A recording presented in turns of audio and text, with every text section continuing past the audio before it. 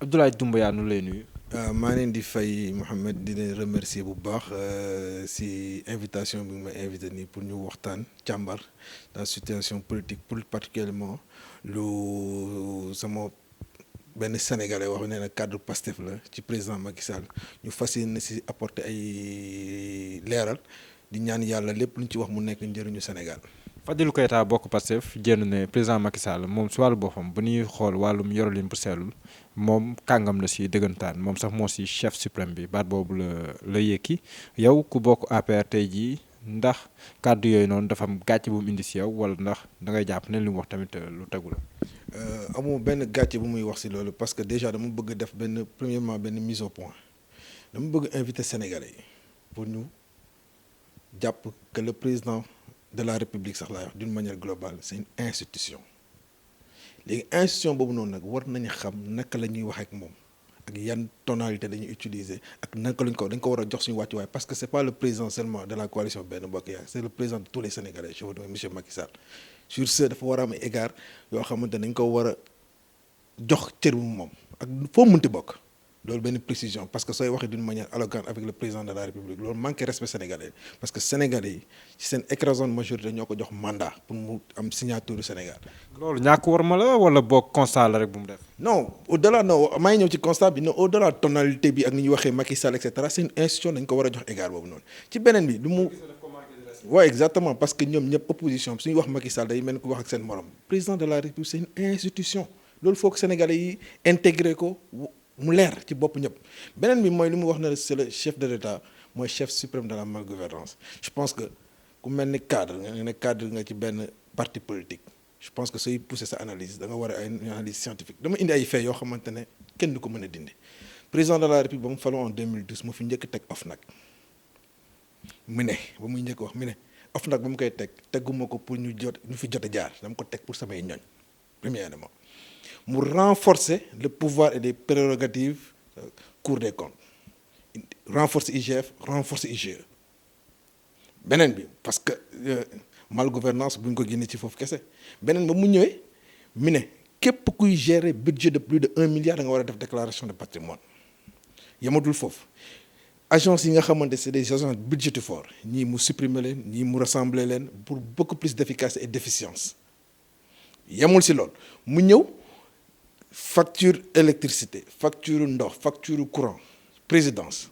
mu def si ay marges yi nga xamante ne de plus de 24 milliards chaque année pour delloo ko askan bi kon je pense que ku teg mécanisme yooyu noonu yëpp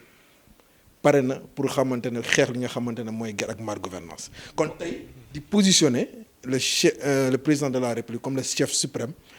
de la nu mu tudd de la malgouvernance kon loolu erreur la que je pense que teg na mécanisme yi nga xamante ne moo mën a gàllankoor lépp luy jël alal réew mi di ko yóbbu fenn kon tey président de la République au contraire dañ ko war a féliciter jox ko titre bi nga xamante ne moom mooy encadrer tout ce qui est les ressources publiques. ndax tamit bu nekkee ni ñoom ay patriotes lañ ñu tàmbalee ko ci Ousmane Sonko si délation yi muy def moom tamit mu jaar ci yoon boobu ndaxte xam tamit yoonu Pastef la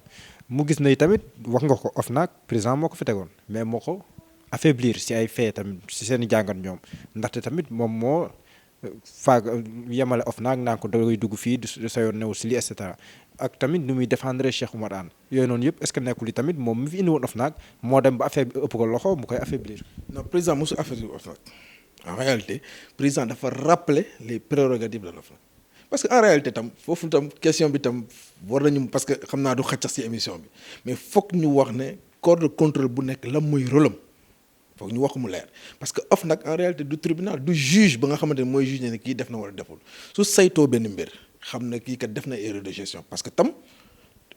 l'œuvre humaine est imparfaite sooy def gestion di nga def ay erreur de temps en temps le plus souvent sax OFNAC da lay defal ay recommandations pour suñu joxatee lii wala soo nekkee ci situation bi nga bañ a defaat même erreur des fois da koy def su amee des kii pécuniaires am na tribunal boo xamante ne pour am na directeurs généraux yoo xam ne épinglé woon nañ leen mais tey ñu ngi fay mais duñ ko teg sur la place publique loolu kenn di ko wax léegi nag beneen bi mooy président mooy apprécier te dégg nga ko mu ne teg na benn commission boo xam ne dañu saytu rapport OFNAC bi fi nga xamante ne ñi nga xamante ne fautif nañu mu yóbbu leen si yoon ñi nga xamante dañu war a fay ñu fay ñi nga xamante ne dañu war a jubbantiwaat seen manière de gestion ñu defaat ko man.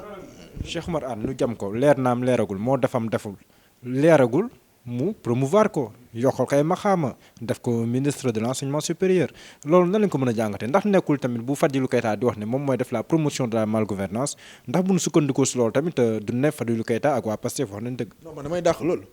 parce que tey parce que tam rapport OFNAC dafa am benn processus boo xam ne moom lay suivre dafa am un pré-rapport boo xamante ni da ngay def mais est-ce que tey interroger nañu Omar Anne ci accusation ñu koy def xaw ma si dara. te moom lu mu wax nee na kenn interrogé ko sur ba mu mën a apporter ay contre argument kon ça veut dire que ça c'est un problème ba léegi itam dégguma juge d'instruction saisir ci dossier bi kon jusqu'à présent Cheikh Oumar Anne ci lu ñu mën a jàpp man ci lu ma mën a jàpp sur le plan scientifique ak lu ma mën a jàpp très sincèrement jàpp naa ne sur le plan juridique kenn mënu ko épingler kon tey du question de Macky Sall mooy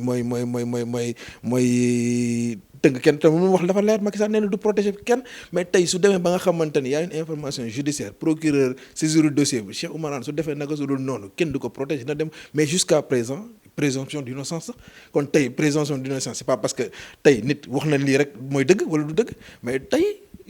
Cheikh Oumar Anne dañ xaw ma dañ koy accuser à tort ou à raison mais tey moom nee na ba léegi joxegul contre rapport par rapport à ça parce que su amee rapport balaa rapport définitif moom war nañ ko déglu mu xool li ñu ko wax lan la yan élément de réponse la ci apporté man nag damay lancer un appel parce que woykat bi dafa wax benn wax bu am solo nit ku lay wut jëm jotu la day fexe pour gën a jege mu jaare fa ba yàqal la moo tax damay lancer un appel ak suñuy responsable ñi nga xamante ne ñooy gérer des deniers publics ñu gën a rigoureux ci seen gestion parce que il y va de l'image du président de la République. ndax tey jii Ousmane Sonko fait peur à l'APR au pouvoir. Comment Ousmane Sonko peut faire peur à l'Alliance pour la République ça c'est man dama ne bu ma toogoon ak le président Macky Sall wala ma toog ak benn responsable politique mais ne ma Ousmane Sonko daf may tiital man ma bàyyi parti bi tey c'est un nain politique amul benn déjà man su fekkoon dama leen di jox benn conseil le seul conseil que dama leen di jox mooy dañu jéem a réfléchir ci benn projet de société dem jéem ko jaay sénégalais yi parce que sénégalais yi ñooy fal moo gën ñuy toog di dénigrer parce que eux ils gèrent le ministère de la désinformation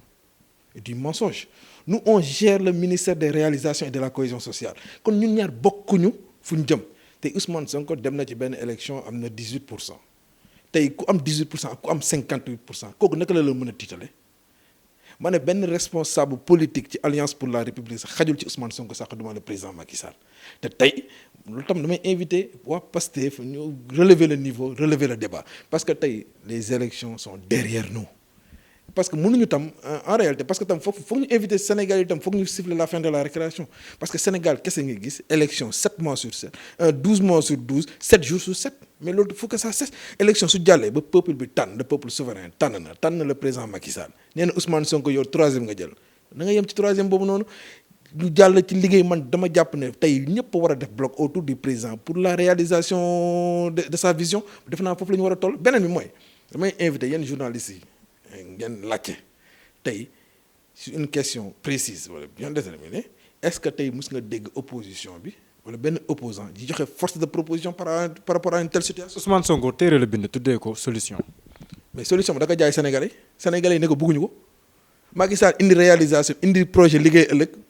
ñu plébiscité ko 58% kon moom indiwul solution moom problème la indi. Sénégalais loolu la ñu ko wax en réalité loolu la ñu war a mën a déchiffrer man dama bëgg ñu wax ne Ousmane Sonko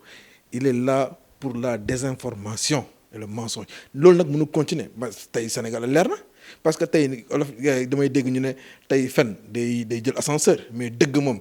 escalier lay jël ba yegg mais dëgg mooy mujj tey population bi jox nañ dëgg le président Macky Sall man damay opposition sax globalement laay wax nañu ñëw relever le défi relever le niveau ñu joxe ay force de proposition tey président de la République par rapport ak succès diplomatique bi mais ñoom war nañ ko mën a rafetlu c'est pas parce que opposition opposant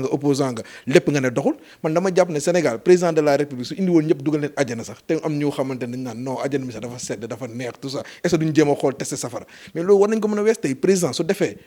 loo xamante ne c'est positif war nañ ko mën a rafetlu jël na position par rapport ak homosexualité bale diplomatique ak réalisation yu bëri yi nga xamante ne def na ko exactement mais non c'est question de campagne mais yooyu c'est des faits yoo xamante